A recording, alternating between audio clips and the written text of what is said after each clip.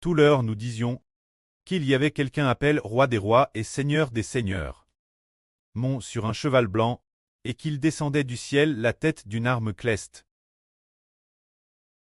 Alors que vient-il faire en descendant du ciel? C'est pour frapper les rois. Oh, les frappant-il?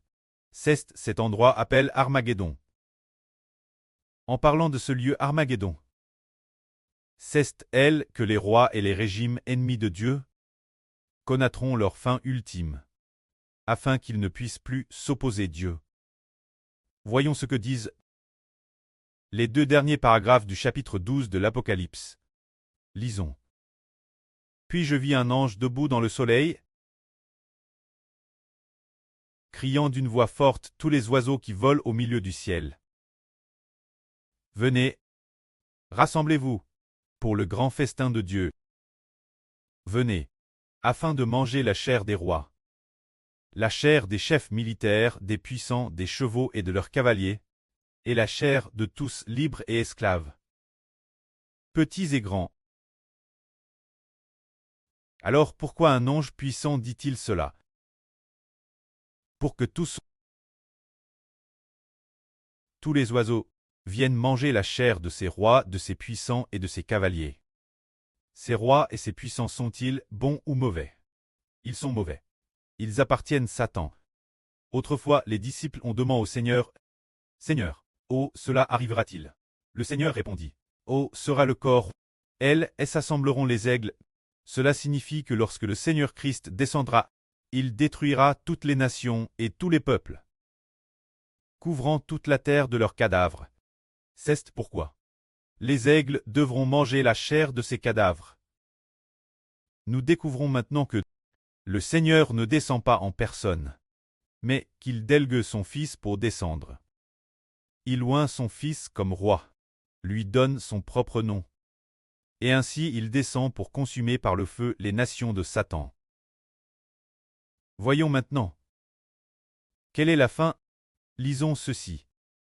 Ensuite je vis la bêtée et les rois de la terre, ainsi que leurs armes, rassemblent pour faire la guerre, celui qui montait le cheval blanc et son arme. Mais la bête fut capturée, et avec elle le faux prophète qui avait fait des miracles devant elle, séduisant ceux qui avaient reçu la marque de la bêtée et ceux qui adoraient son image. Il fut capturé avec la bêtée. La bête et le faux prophète furent jetés vivants dans le soufre. Dans un tang de feu brûlant de soufre, tous les autres furent tués par celui qui montait le cheval blanc, par l'pe qui sortait de sa bouche, et tous les oiseaux se rassasièrent de leur chair. C'est ainsi que se passe la venue du Seigneur Christ. Se dire le Fils du Seigneur recevant le nom du Seigneur, et descendant la tête des très clestes. Alors, lors de cette descente, quel combat va-t-il mener? D'abord, il doit détruire la bêtée et les rois. Se dire la bêtée aux 10 cornes. Il n'y a plus de bête, 7 têtes et 10 cornes. Il prend la bête parmi les 10 cornes. Se dire la Russie, le régime du nord de la Russie. Vivants, ceux qui exercent le pouvoir. Vivants, ainsi que le grand méchant. Ils sont jetés dans Eltang de feu et de soufre.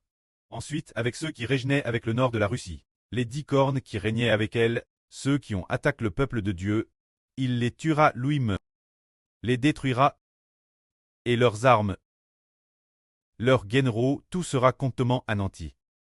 Et il détruira également le faux prophète. Alors les cadavres de beaucoup de gens remplirent la terre. De faire, au moment où ils remplissaient la terre, les oiseaux du ciel vinrent manger leur chair. C'est ainsi que le monde de Satan prit fin. Ce moment précis, au moment où celui qu'on appelle le roi des rois, et le Seigneur des seigneurs descend avec les enfants clestes.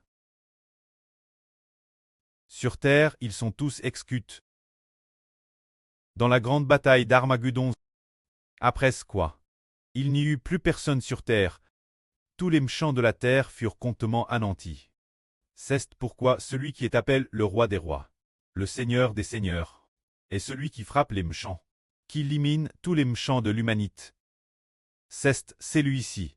Il conduira ceux qui sont clestes, ses frères et sœurs qui rejoignent avec lui. Se dire son épouse, Il conduira les enfants clestes pour descendre ensemble, détruisant promptement les gens de Satan. Dès lors, Satan. Sur la terre, il n'y a plus une seule personne appartenant à Satan. Ils ont été promptement exterminés. Il n'y a plus personne sur la terre. Tous les méchants ont été détruits. Les justes ont déjà été enlevés au ciel. C'est ainsi que le monde de Satan s'est terminé. Se terminant par le roi des rois, le Seigneur des seigneurs. Amen.